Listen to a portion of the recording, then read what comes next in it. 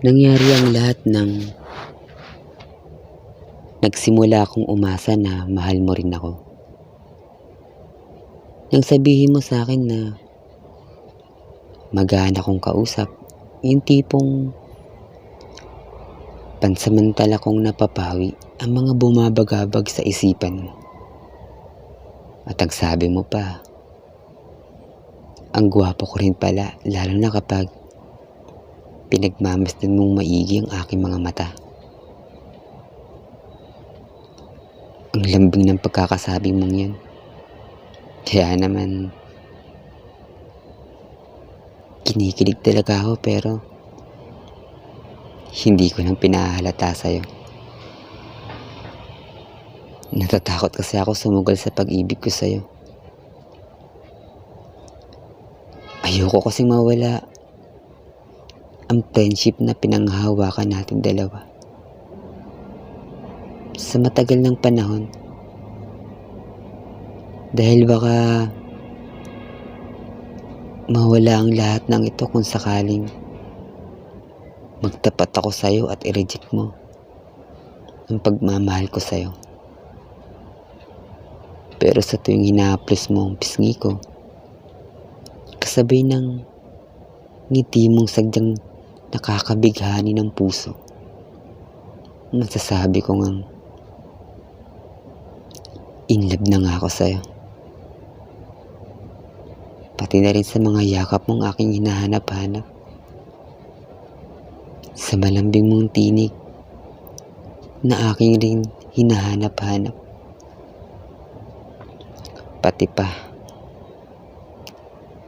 ang mga haplos mo sa aking pisngi na kay sarap damhin. At umabot pa nga tayo sa puntong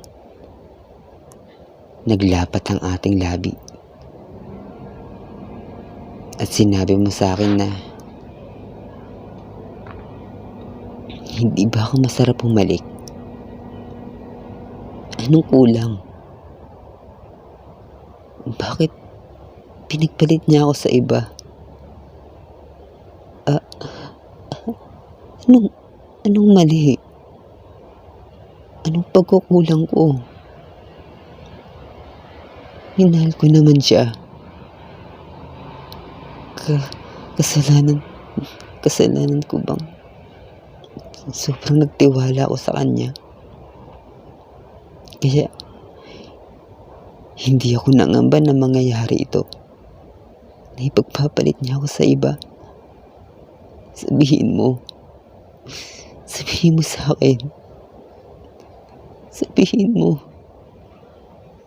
Umiiyak mong sabi, habang yakap-yakap mo ako at ang balikat ko ang iyong naging sandalan, habang lumuluha maging ang iyong puso para sa isang lalaking hindi ka pinahalagaan at ganun ka na lamang saktan. Ganito lagi ang eksena natin dalawa tuwing nalalasing ka. Nagiging malambing ka sa akin pero sa huli, siya pa rin ang nilalaman ng puso mo. Kahit nasasaktan ka na. Habang ako umaasa na sana ganito ka pa rin kalabing sa akin kahit hindi ka nalasing. Hindi ko alam kung naaalala mo ang mga iniiyak mo sa akin tuwing ikaw ay nalalasing at nagiging malambing sa akin. Ayokong sabihin ng salitang mahal kita habang mahal mo pa rin siya. Ayoko kasing lumabas sa bibig mo at sabihin sa akin na hanggang kaibigan lang tayo at wala nang kasunod pa roon. Dahil kapag nangyari yun, siguro